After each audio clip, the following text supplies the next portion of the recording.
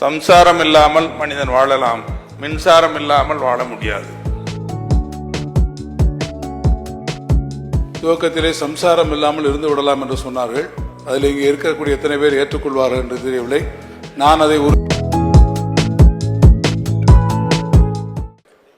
சம்சாரம் இல்லாமல் மனிதன் வாழலாம், மின்சாரம் இல்லாமல் வாழ முடியாது. தாயின் கருவறை பரிசோதனையிலிருந்து கல்லறை வரை, அதாவது கருவறையிலிருந்து கல்லறை வரை மின் பயன்பாடு நாளுக்கு நாள் அதிகரித்து வருகிறது. குறிப்பாக 2022ஆம் ஆண்டு தமிழ்நாட்டில் மின் நுகர்வோர் 3,24,65,000 பேர்.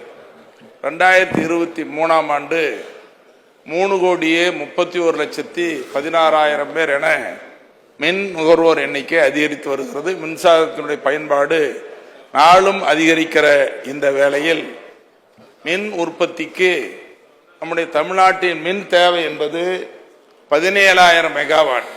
ஆனால் தமிழ்நாட்டின் மின் உற்பத்தி 16,915. மீதி இருப்பதை நாம் வெளியில வாங்கிக் கொள்கிறோம்.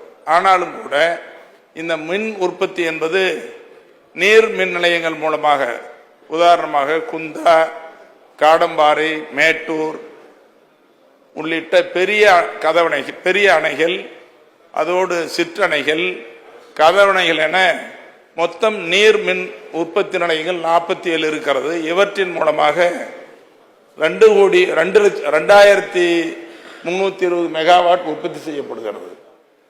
கனமழை பெய்கிற நேரத்தில் வெள்ளப்பெருக்கு அதிகரித்து வருகிறது. ஆண்டுக்கு 160-250 மெகாவாட் டிஎம்சி தண்ணீர் கடலுக்கு வீணாக செல்கிறது. அப்படிப்பட்ட இடத்தில் நீர் மின் நிலையங்கள் அமைத்தால் மிக ஏதுவாக இருக்கும் என்ற காரணத்தால் தமிழக அரசு இந்த திட்டத்தை நிறைவேற்றுவதற்கு முன்னுரிமை என்பதை மறுபரிசீலனை செய்யுமாறு அன்போடு கேட்டுக்கொள்கிறேன். மாண்புமிகு அமைச்சர் அவர்கள்.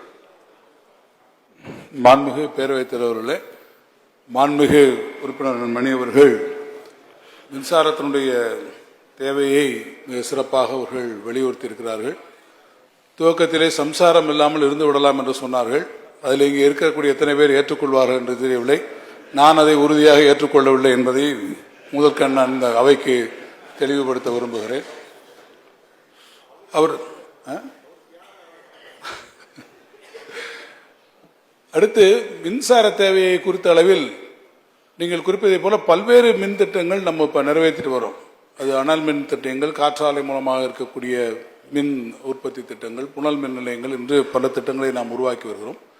பொதுவாக இன்றைக்கு உலகம் மரபுசாரா எரிசக்தியை நோக்கி நாம் பயணிக்க துவங்கி இருக்கிறோம். ஒருபுறம் ஃபாசில் ஃப்ரீ நம்மளுடைய பவர் நமக்கு வர வேண்டும். சில மேற்கத்திய நாடுகள் எல்லாம் பார்த்தீங்கன்னா அனல் மின் நிலையங்கள் போன்றிருக்கக்கூடிய இடங்களில் எங்கே அதிகமான மாசுகள் உற்பத்தி ஆகிறதோ அந்த இடத்துல பெனால்டி போடுற அளவுக்கு போகிறார்கள்.